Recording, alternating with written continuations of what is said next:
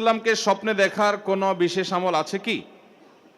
রাসূল করিম সাল্লাল্লাহু আলাইহি ওয়াসাল্লামকে আল্লাহর অনেক নেককার বান্দারা স্বপ্নে দেখেন এবং নবী সাল্লাল্লাহু আলাইহি ওয়াসাল্লামকে স্বপ্নে দেখার সৌভাগ্য অনেকের হাসিল হয়। নবীজি সাল্লাল্লাহু আলাইহি ওয়াসাল্লামের জীবদ্দশায় অনেক সাহাবীরা তাকে স্বপ্নে দেখতেন।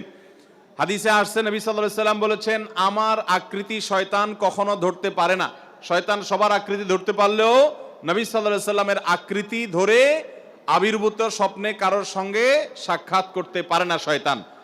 তো এই জন্য নবী করিম সাল্লাল্লাহু আলাইহি ওয়াসাল্লামকে কেউ যদি স্বপ্নে দেখে সে সত্যিই দেখেছে।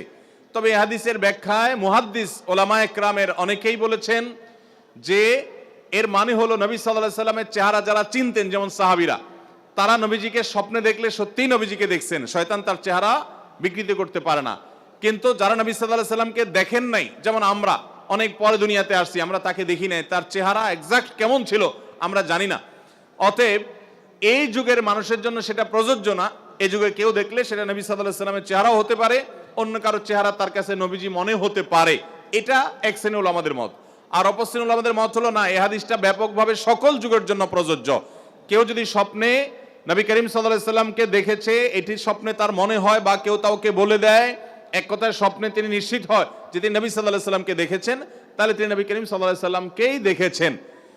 তো নবী সাল্লাল্লাহু আলাইহি ওয়াসাল্লামকে দেখা নিয়ে এরকম দুটি মত আছে, কিন্তু তাকে স্বপ্নে দেখার জন্য বিশেষ কোনো আমল আছে কিনা যে এটা করলে তাকে স্বপ্নে দেখা যাবে, এই মর্মে নবী করিম সাল্লাল্লাহু আলাইহি ওয়াসাল্লাম থেকে হাদিসের আলোকে বিশেষ কোনো আমলের কথা আমরা জানি না যে এটা করলে তাকে স্বপ্নে দেখা যাবে, এরকম কথা বলা আছে। তবে অনেক উলামায়ে কেরাম, অনেক নেককার আল্লাহ ভীরু মানুষরা তাদের অভিজ্ঞতার আলোকে বলেছেন যে যদি কেউ নবী সাল্লাল্লাহু আলাইহি ওয়াসাল্লামের ভালোবাসা তার অন্তরে প্রগাঢ়ভাবে ধারণ করতে পারে, নবী সাল্লাল্লাহু আলাইহি ওয়াসাল্লামের মহব্বতকে সবকিছুর উপর অগ্রাধিকার দিতে পারে এবং নবী করিম সাল্লাল্লাহু আলাইহি ওয়াসাল্লামকে তার সুন্নাহর মাধ্যমে অনুকরণ অনুসরণ করে, নবী করিম সাল্লাল্লাহু আলাইহি ওয়াসাল্লামের সুন্নাহগুলোকে সবসময় খুঁটি খুঁটি মেনে চলে, কোনো কাজ তার সুন্নতের বাইরে করে না, এরকম সুন্নতের আশিক যদি হতে পারে কেউ, সেই সাথে নবী করিম সাল্লাল্লাহু আলাইহি ওয়াসাল্লামের প্রতি দুরূদ যদি কেউ বেশি বেশি পড়ে, প্রতিদিন যত বেশি সংখ্যক সম্ভব দুরূদ পড়া মোহাব্বতের সাথে, এই কাজগুলো যদি কেউ করে, তাহলে সেক্ষেত্রে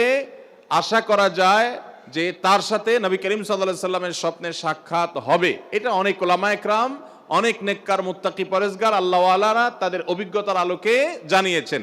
এটা কোনো হাদিস বর্ণিত কোনো বিশেষ আমল না। তবে নবী করিম সাল্লাল্লাহু আলাইহি ওয়াসাল্লামকে স্বপ্নে দেখলেই লোকটা জান্নাতি আর না দেখলে লোকটা জাহান্নামী, এরকম কোনো সহজ হিসাবও করার সুযোগ নেই। আমাদের কাজ হলো তাকে স্বপ্নে দেখি বা না দেখি তার সুন্নাহগুলোকে মেনে চলা, তার আদর্শ অনুসরণ করা, তাকে মহব্বত করা, এবং সেই মহব্বত হবে দুনিয়ার সকল মানুষের চাইতে বেশি।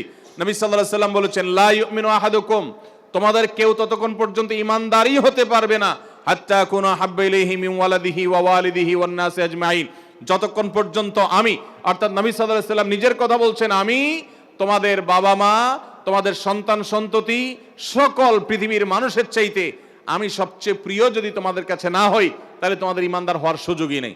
এই জন্য নবী সাল্লাল্লাহু আলাইহি ওয়াসাল্লামের ভালোবাসা অন্তরের অন্তঃস্থলে আমরা গেঁথে ফেলবো ইনশাআল্লাহ। আর